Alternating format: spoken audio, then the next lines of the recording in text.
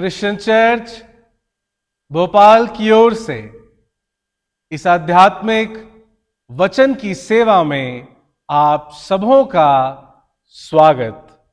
आइए हम आज का बाइबल पाठ श्री आशीष जेकब की अगुवाई में पढ़ें। आध्यात्मिक चिंतन के लिए बाइबल में से मैं पढ़ूंगा यहूदा की पत्री पहला अध्याय 3 पद।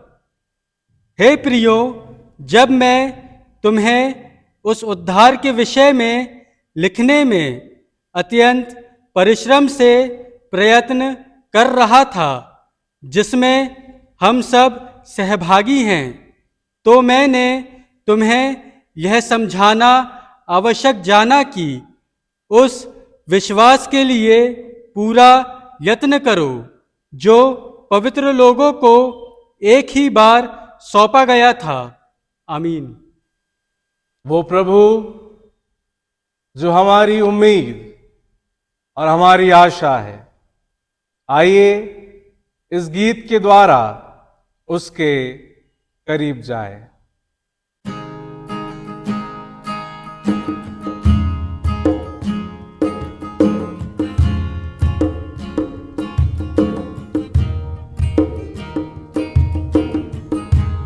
यीशु मसीह भरोसा मेरा, तू ही सहारा है मेरा। मुश्किल समय में तू ही दिलासा, साथ रहेगा तू सदा। करुणा भलाई तेरी सदा रहेगी मुझ पर, तेरी विश्वास योग्यता देखूंगा मैं उम्र भर। मैं हाथ उठाकर गाऊंगा, यीशु तेरा नाम रहे ऊंचा। मैं हाथ उठाकर गाऊंगा, यीशु तेरा नाम रहे ऊंचा।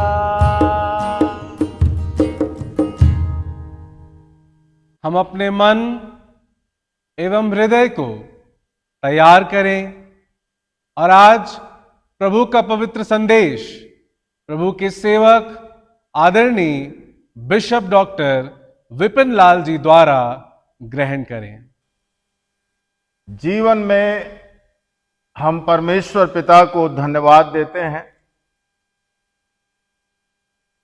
जो हमारे जीवन में बार बार ये मौका देता है ताकि हम प्रभु यीशु मसीह में अपने जीवन को व्यतीत करते हुए जो जीवन हमें परमेश्वर की ओर से मिला है उसे हम प्रभु यीशु मसीह के लिए हर रोज समर्पित करते हुए उसकी महिमा का कारण बन सकें। संसार की परिस्थितियां बदलती हैं।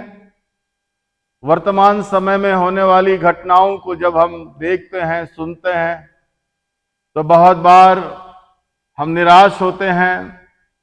प्रभु के लोग सताए जाते हैं, निंदित किए जाते हैं और कई बार हमारी सेवाएं ठहर सी जाती हैं।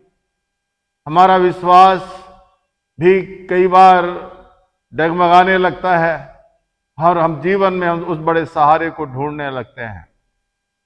यही बातें यहूदा की पत्री में लिखा हुआ है कि यहूदा की पत्री बड़ी छोटी सी, बड़ी खूबसूरत पत्री है जिसमें मात्र 25 पद हैं और इस 25 पदों में पहले पद और दूसरे पद के द्वारा यहूदा अपना परिचय देता है कि यहूदा कौन है और यहूदा किन को लिखा। ये पत्री इस बात को स्पष्ट करता है और जब हमें इसे पढ़ते हैं तो हमें मालूम चलता है कि ये विश्वासियों को लिखी गई पत्री है। और इस यहूदा ने इस पत्री को लिखने का एक विशेष अभिप्राय या क्या कारण था, यदि हम इसे बारीकी से पढ़ें तो हमें मालूम चलेगा कि विश्वासियों की जिंदगी में, कलीसिया में, लोगों के बीच में कई एक ऐसी बातें उत्पन्न हो रही थी। कई एक ऐसी शिक्षाओं का जन्म होने लगा था। कई लोग उनमें धीरे से मिलने लगे थे, जिसके कारण वो झूठी शिक्षाओं से भ्रमित होकर अपने आध्यात्मिक जीवन की आशीषें खोने लगे और परिस्थितियां बदलती चली जा रही थी। इस समय में और ऐसे समय में परमेश्वर की आत्मा यहूदा को उत्साहित करता है कि उन विश्वासियों से बात करे। जब मैं इसे पढ़ता तो मुझे बहुत अच्छा लगता है कि हम कई बार सोच नहीं पाते, समझ नहीं पाते, लेकिन फिर भी हमारी चिंता करने वाला हमारा परमेश्वर है। जब हम निराश होते हैं, हताश होते हैं, ठहर से जाते हैं, ऐसे समय में भी परमेश्वर हमारी चिंता करता है और उसे मालूम है कि इन परिस्थितियों से हमें बाहर निकलकर उस आध्यात्मिक दौड़ में आगे बढ़ना है जिस बड़ी दौड़ के लिए हमें प्रभु यीशु मसीह ने बुलाया है। लेकिन अपनी सारी बातों को छोड़कर मैं अपने मूल विषय में आना चाहता, जिसके तीसरे पद में लिखा हुआ है कि हे प्रियो, जब मैं तुम्हें उस उद्धार के विषय में, एक पासवान ने अपने जवानों से पूछा कि हमारे जीवन का सबसे बड़ा मुख्य विषय क्या है, मुख्य बातें क्या है हमारे जीवन का। और कई बार जवानों ने उसका उत्तर विभिन्न रूप से दिया, लेकिन पासवान ने उन जवानों को संबोधित करके बताया कि हमारे जीवन का मुख्य विषय, मूल विषय हमारा उद्धार है। बाइबल का मूल विषय उद्धार है और इस उद्धार को देने के लिए ही आज से 2000 साल पहले प्रभु यीशु मसीह इस संसार में आया, जिसे संत पौलुस ने इफिसियों की पत्री उसका 2 अध्याय और 8वें पद में लिखा हुआ है, क्योंकि विश्वास ही के द्वारा अनुग्रह ही से तुम्हारा उद्धार हुआ है। और उस उद्धार के विषय में यहूदा अपने विश्वासियों को सिखाता है, उसके पीछे उसके उस उद्धार के विषय में सजग रहने की शिक्षा देता है। और इफिसियों की पत्री में संत पौलुस भी कहता है कि विश्वास ही के द्वारा अनुग्रह ही से तुम्हारा उद्धार हुआ है। यानी कि ये उद्धार हमारे कर्मों के आधार पर नहीं है, हमारी धार्मिकता के आधार पर नहीं है, लेकिन ये परमेश्वर की दया है, परमेश्वर की कृपा है, परमेश्वर का प्रेम है कि उसने हम पतित मानव को अपने उद्धार की आशीषों में हमें शामिल किया है। इसलिए जो चीजें हमें परिश्रम से नहीं मिली हैं, लेकिन प्रभु यीशु मसीह के द्वारा मिली हैं, इससे हमें समझने की आवश्यकता है। आज की परिस्थितियों में हम बहुत से विषयों के प्रति सजग रहते हैं और रहना भी चाहिए। संसार के प्रति, अपने जीवन के प्रति, अपने शरीर के प्रति, अपने धन के प्रति, अपने मान महिमा प्रतिष्ठा के प्रति, अपने नौकरी के प्रति, अपने बच्चों के प्रति, अपने घर के प्रति, ऐसे न जाने कितने विषय हैं जिसके प्रति हम बहुत सजग रहते हैं और रहना चाहिए, क्योंकि ये भी हमारे आध्यात्मिक जीवन का एक बड़ा हिस्सा है। लेकिन इससे ऊपर उठकर हमें इस बात को सोचने की आवश्यकता है कि मैं जितना उन सारी बातों के लिए सजग हूं, जागरूक हूं, क्या मैं जो उद्धार मुझे प्रभु यीशु मसीह के अनुग्रह के द्वारा मिला है, जिसके लिए मैंने परिश्रम नहीं किया, लेकिन वो उद्धार जो मुझे मिला है, उस उद्धार के विषय में मैं कितना सजग हूं, ये हमें हर पल हमें याद रखना चाहिए कि मेरा उद्धार मेरे प्रभु यीशु मसीह के अनुग्रह ही से मुझे मिला है और ये मेरे जीवन के लिए सबसे बहुमूल्य है। और इसी बात को यहूदा उन विश्वासियों को बताना चाहता है कि हमारे जीवन में, संसार में चाहे कुछ भी क्यों ना हो जाए, कुछ भी परिस्थितियां सामने क्यों ना आए, लेकिन हमें अपने उद्धार के प्रति सजग रहना है। हो सकता है आज से 10 साल, 15 साल, 20 साल, 25 साल, 8 साल पहले मैंने प्रभु यीशु मसीह के इस उद्धार के आनंद को मैंने पाया है। हो सकता है उस उद्धार के आनंद को पाकर मैं बहुत आनंदित हुआ, लेकिन मेरा प्रश्न है, जो उद्धार हम पिछले समयों में भी हमने पाया, उस उद्धार के प्रति मैं इन 9, 10, 11, 40 साल में, 20 साल में, 15 साल में क्या मैं सजग हूं, क्या मैं जागरूक हूं, क्या मेरी चिंता मेरे उस उद्धार के विषय में है कि कहीं ऐसा तो नहीं कि जो आशीषें जो उद्धार का आनंद जो मैंने पूर्व में पाया है, वो उद्धार का आनंद धीरे धीरे परिस्थितिगत समय के अनुसार मेरे जीवन में कम होने लगा। और आज के समय में ये मेरे जीवन का एक स्लोगन बन गया कि मैंने केवल उद्धार को पाया, उद्धार को पाया। यदि आप उद्धार के सिद्धांत के बारे में बाइबल में पढ़ेंगे तो आप पाएंगे कि हमारा जो उद्धार जो कैलवरी क्रूस के ऊपर प्रभु यीशु मसीह के बहाए गए उस लहू के द्वारा, उस बड़े पुनरुत्थान के द्वारा में मिला है, हमारे पापों की क्षमा का आनंद मिला है। उस उद्धार का आनंद, उद्धार का जो नवीनीकरण है, हमें प्रतिदिन के जीवन के अंदर करने की आवश्यकता है। इसलिए बाइबल में सिखाती है कि प्रतिदिन के समय में अपने उद्धार के कार्य को पूरा करते जाओ। कहीं ऐसा ना हो कि पूर्व में जो मेरे उद्धार का आनंद मैंने पाया है, कहीं ऐसा ना हो कि उद्धार का आनंद इतने लंबे अंतराल के बाद में वो आनंद धीरे धीरे मेरे जीवन के अंदर समाप्त हो गया या कम पड़ गया। लेकिन इससे बढ़कर बाइबल हमें शिक्षा देती है, ये जो उद्धार का जो नवीनीकरण है न केवल प्रतिदिन के जीवन के अंदर है, लेकिन संत पौलुस कहता है कि एक समय ऐसा आएगा कि जब हमारा परमेश्वर पूरा उद्धार करेगा।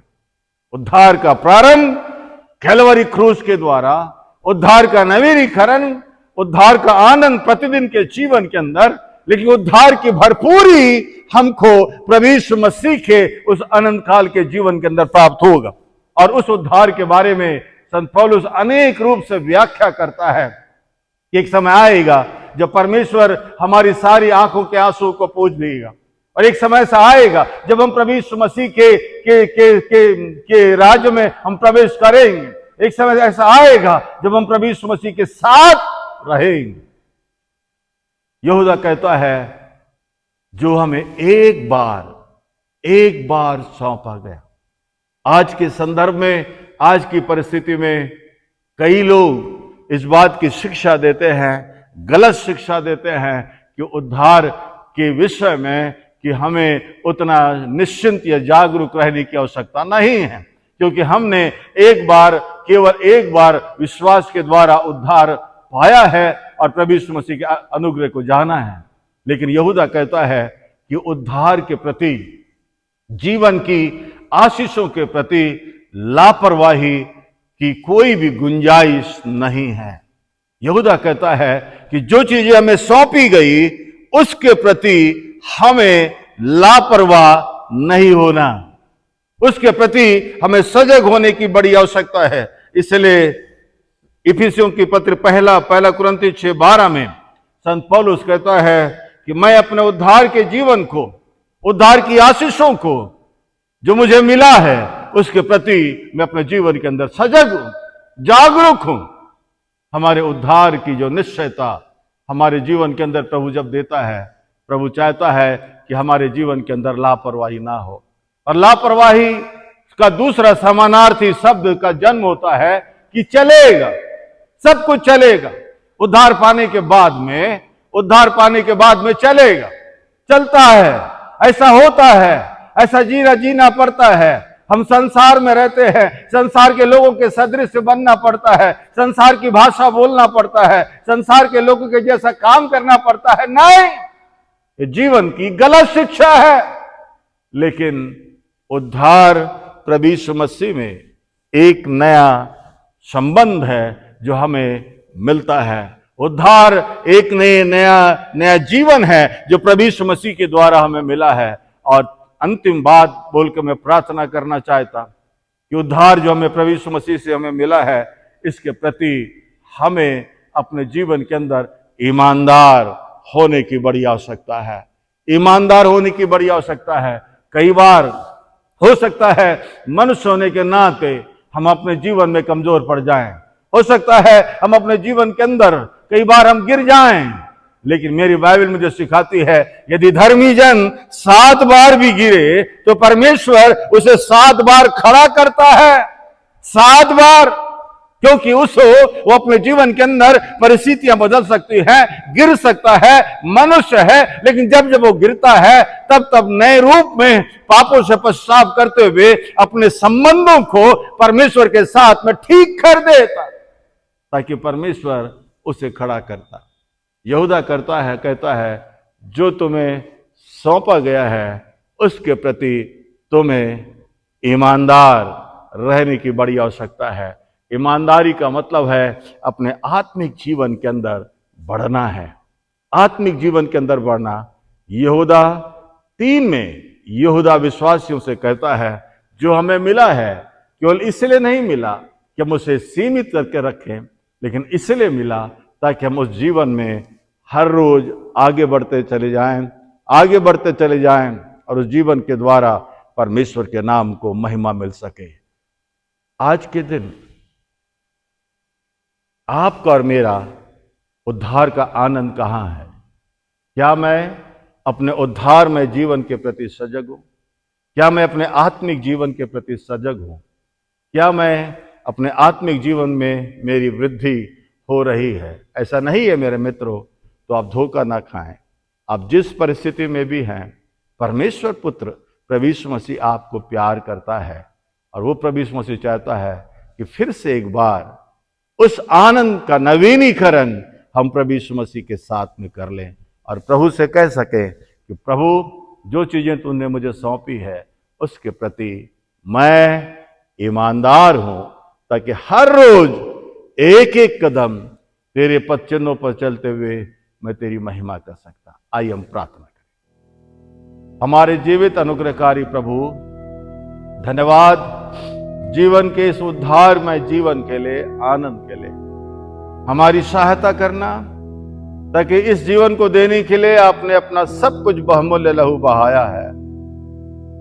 इस उद्धार को संभाल के रखने के लिए हर रोज प्रार्थना, वचन, संगति के साथ हम उद्धार के जीवन में आगे बढ़ सके।